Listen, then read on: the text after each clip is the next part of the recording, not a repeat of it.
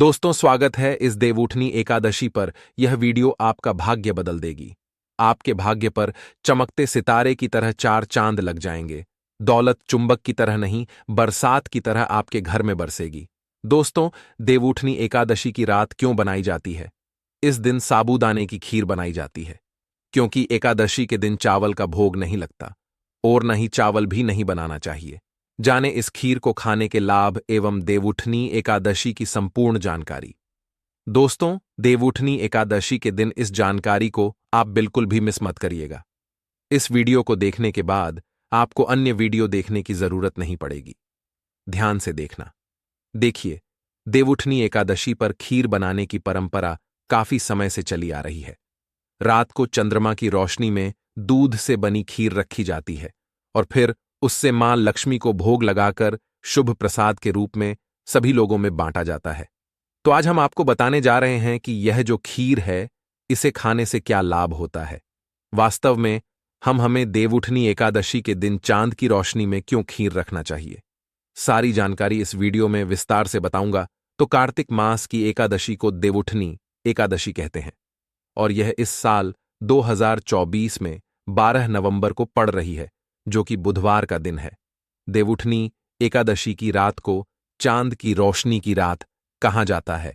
इस दिन खीर बनाकर रखने की परंपरा काफी लंबे समय से चली आ रही है और मान्यता है कि देवउठनी एकादशी की रात को चंद्रमा की किरणों से अमृत वर्षा होती है। इसीलिए खीर बनाकर कुछ घंटों के लिए चंद्रमा की शीतल जो रोशनी है इसमें रखनी चाहिए, फिर इसका सेवन करना चाहिए। मान्यता है कि देवउठनी एकादशी की रात को ही भगवान श्री कृष्ण ने महाराज किया था। भगवान श्री कृष्ण ने बंसी बजा करके गोपियों को अपने पास बुलाया था और ईश्वरी अमृतपान करवाया था। अतः देवउठनी एकादशी की रात का हमारे हिंदू धर्म में विशेष स्थान होता है। इस रात को चंद्रमा अपनी 12 कलाओं के साथ पृथ्वी के सबसे नजदीक होते। देखिए, ध्यान से सुनना। जब द्वापर युग में भगवान श्री कृष्ण का जन्म हुआ, तब मां लक्ष्मी राधा रूप में अवतरित हुई। भगवान श्री कृष्ण और राधा की अद्भुत रास लीला का आरंभ देवउठनी एकादशी के दिन ही माना जाता है। देवउठनी एकादशी के दिन चंद्रमा सभी 12 कलाओं के साथ पृथ्वी के नजदीक होता है। भगवान विष्णु के अवतारों में से केवल भगवान श्री कृष्ण ही हैं जिनमें 12 कला समेत है।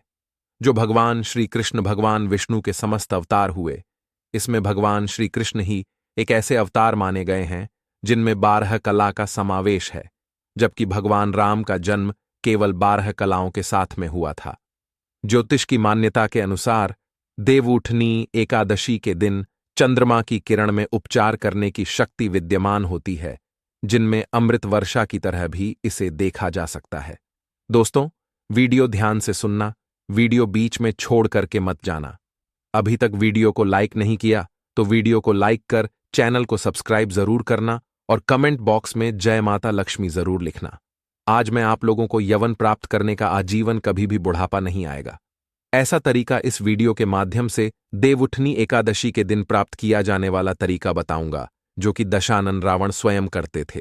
तो देखिए, परंपरागत के अनुसार जो देवउठनी एकादशी की रात, इस दिन गाय के दूध की खीर या अन्य मीठे जो व्यंजन है, यह रात की चंद्रमा की जो खुली चांदनी है इसके नीचे में लाकर के रखना चाहिए। से जो व्यंजन होता है, यह अमृत की शक्ति इसमें प्राप्त हो जाती है। देखिए, गुजरात राज्य में देवउठनी एकादशी को देवउठनी पूम भी कहा जाता है और देवउठनी एकादशी के दिन चंद्रमा का बहुत महत्व माना जाता है। जो व्यक्ति पूर्णमासी उपवास का संकल्प लेता है, ऐसे व्यक्ति देवउठनी एकादशी के दिन से उपवास प्रारंभ करते हैं और ऐसा माना जाता है कि इसी रात के बाद मौसम बदलने लगता है, सर्दियां शुरू हो जाती हैं तथा मंदिरों में पूजा अर्चना करने की जो खुलने का समय होता है, बंद होने का समय होता है, इसमें परिवर्तन हो जाता है। शिव भक्तों के लिए देवउठनी एकादशी का विशेष महत्व होता है।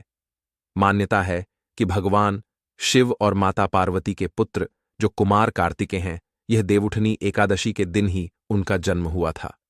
इसी कारण इसे कुमार एकादशी के नाम से भी जाना जाता है। दोस्तों, लंकापति रावण देवउठनी एकादशी की रात जो चंद्रमा की किरण होती है, इस किरण को दर्पण के माध्यम से अपने नाभि पर ग्रहण करता था, अपने नाभ पर डालता था और इसे ग्रहण करता था, और इस प्रक्रिया से उसे पुनर्यवन की शक्ति प्राप्त होती थी।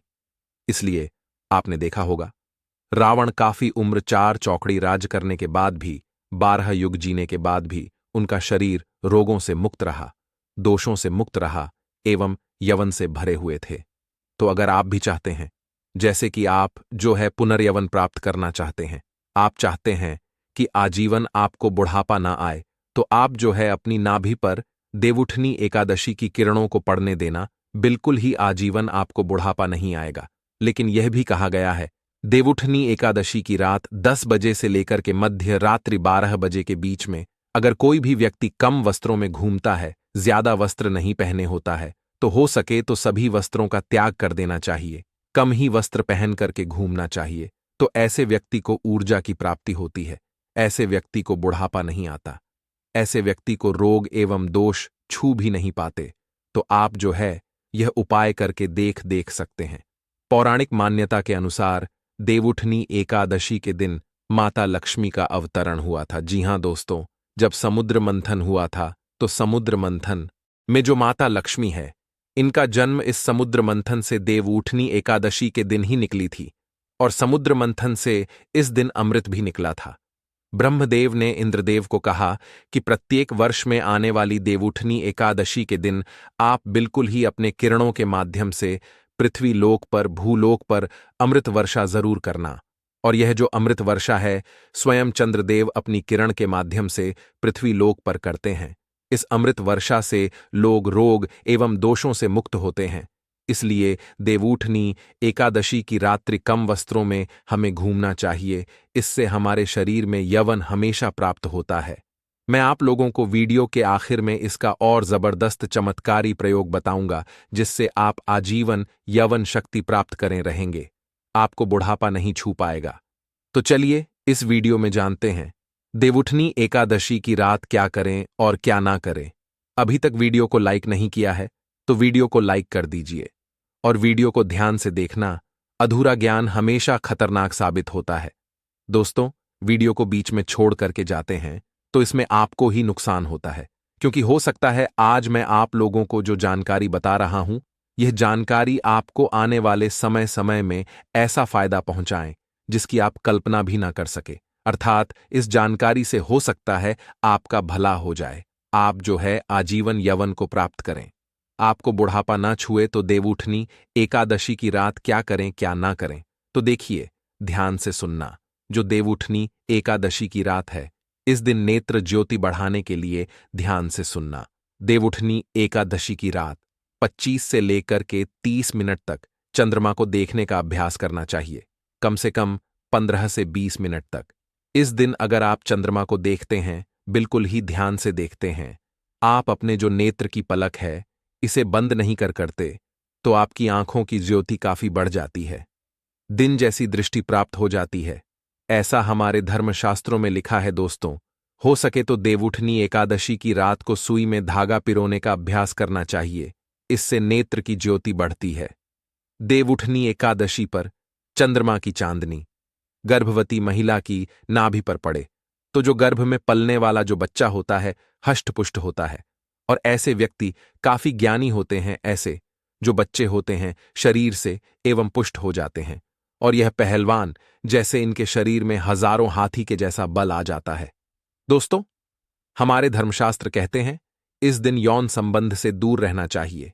ऐसा माना जाता है कि इस दिन संबंध बनाने से जो बच्चे पैदा होते हैं वह विकलांग होने की आशंका रहती है, तो इस बात का थोड़ा सा विशेष ध्यान रखना। चलिए इस वीडियो में जानते हैं कि देवउठनी एकादशी के दिन क्यों खाते हैं खीर, और वास्तव में हम जो खीर रखते इसे खाते हैं तो हमें क्या फायदा मिलता है, यह भी जानना जरूरी है। तो देखिए, ध्यान से सुनना दोस्तों। कहते हैं कि इस दिन आसमान से अमृत किरणों का आगमन होता है। इन किरणों में कई तरह के रोग नष्ट करने की क्षमता होती है। ऐसे में जहां इन किरणों से बाहरी शरीर को लाभ मिलता है, वहीं शरीर के भीतरी अर्थात आंतरिक अंगों को भी यह लाभ पहुंचाने का काम करते हैं। इसके लिए आप जो है खीर को चंद्रमा की रोशनी में रखकर बाद में आप इसे खा सकते हैं। यही कारण है कि देवउठनी एकादशी की रात को लोग अपने घर की छतों पर खीर रखते हैं। दोस्तों, इस खीर को खाने से अगर किसी को लंबे समय से कोई ऐसी बीमारी है जो बीमारी ठीक नहीं हो पा रही है, खाट पर पड़े जो व्यक्ति है जो कि चलने ने फिरने में समर्थवादी नहीं है, उन्हें यह खीर खिलाने से धीरे धीरे कुछ दिनों के भीतर में उनके जो रोग होते हैं वह ठीक हो जाते हैं। और ऐसे व्यक्ति जो खाट पर पड़ा व्यक्ति है, ऐसे व्यक्ति भी चलने फिरने में समर्थवान हो जाते हैं। अमृत समान बल आ जाता है। ध्यान से सुनना। कहा जाता है कि इस दौरान चंद्र से जुड़ी हर वस्तु जागृत हो जाती है। देखिए, दूध भी चंद्रमा से जुड़ा होने के कारण अमृत समान बन जाता है, जिसकी खीर बनाकर खाने से चंद्र प्रकाश में रख करके दूध संबंधी जो भी चीज होती है, जैसे आप खीर को ही रख लीजिए या फिर पेड़ा को रख लीजिए, दूध से बनी कोई भी वस्तु रखते हैं और अगर चंद्र से जुड़ी कोई भी वस्तु खाते हैं तो यह अमृत बन जाता है। बिल्कुल चंद्रमा के प्रकाश में होने के कारण दोस्तों, यह भी मान्यता है कि देवउठनी एकादशी के दिन दूध या खीर का प्रसाद वितरण करने से चंद्र दोष दूर होता है, लक्ष्मी मां की कृपा प्राप्त होती है।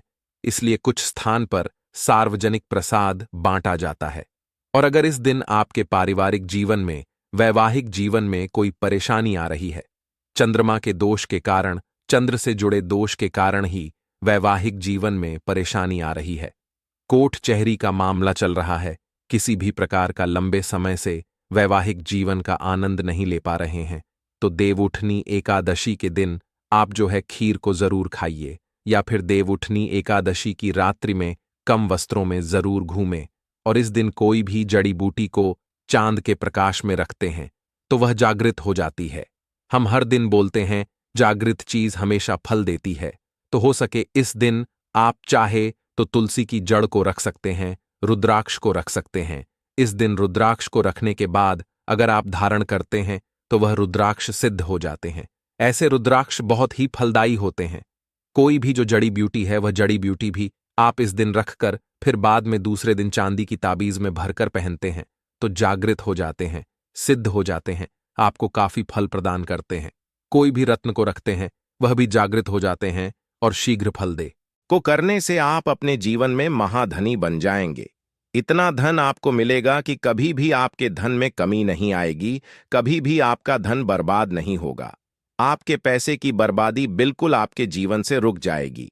और जो लोग कहते हैं कि घर में पैसा तो आता है, पैसा रुकता नहीं है और पैसा बढ़ता नहीं हो रही है, उन्हें भी विशेष यह दूसरा दीपक एकादशी वाले दिन जरूर करना चाहिए। तो देखिए, पहले ही आपको बता दिया कि श्री हरि विष्णु की पूजा और उनका भोग श्री मतलब तुलसी मैया के बिना अधूरा है ना? और तुलसी मैया जो है वह श्री हरि विष्णु के बिना अधूरी है। तो देखिए, जब भी आप तुलसी का कोई दीपक करेंगे तो सीधे सीधे आप श्री हरि विष्णु को प्रसन्न कर लेते हैं।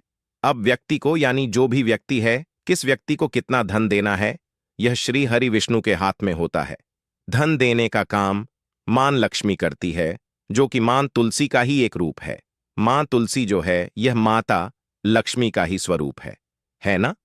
तो आपको करना क्या है, आपको लेनी है यहां पर हल्दी पिसी हुई, जो कि श्री हरि विष्णु से जुड़ी हुई है, आपके गुरु ग्रह से जुड़ी हुई है, आपकी कुंडली में गुरु को मजबूत करती है, सुख सौभाग्य को खींचने का काम करती है, धन को बरखाने का काम करती है। तो एक छुटकी पिसी हुई हल्दी आपको लेनी है और यह पिसी हुई सूखी हल्दी ही आपको अपने गमले में, तुलसी का पौधा जिस गमले में लगा है उसमें अच्छे से इस हल्दी को डालना है, ठीक है ना? और ओम नमो भगवते वासुदेवाय नमः इस मंत्र का जाप करना है। कितनी बार? कम से कम 11 बार जाप करना है। ओम नमो भगवते वासुदेवाय नमः इस मंत्र का जाप करते रहना और हल्के हल्के से तुलसी के पौधे में आपको पूरे गमले में पिसी हुई हल्दी का छिड़काव करना है। तो देखिए, जो व्यक्ति इस दीपक को एकादशी के दिन कर लेता है